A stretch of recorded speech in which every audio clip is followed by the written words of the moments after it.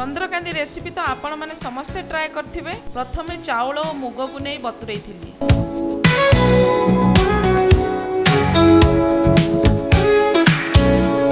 तापरे बतुरैथिबा चाउल और मुग को ग्राइंड करथिली।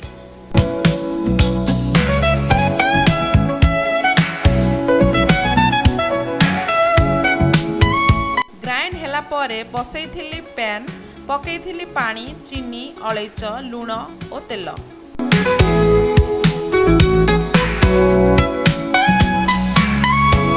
भल से मिक्स करी ग्राइंड करिथिबा मुग और चाउल को पकैली। हैला परे सेटा को गोटे प्लेट रे नेइथिली काटिबा पई। सबु काम सरिला परे कढ़ई बसई तेल गरम हैला परे काटिथिबा छोट छोट पीस को पकैथिली। फाइनली रेडी हो जाइथिला चंद्रकांती। आपण माने भी घरे यहाँ को ट्राए करि परिबे। वीडियो जदि भल लागिला आपन को तो लाइक शेयर एंड सब्सक्राइब करने को भूलिबेनी। जय जगन्नाथ।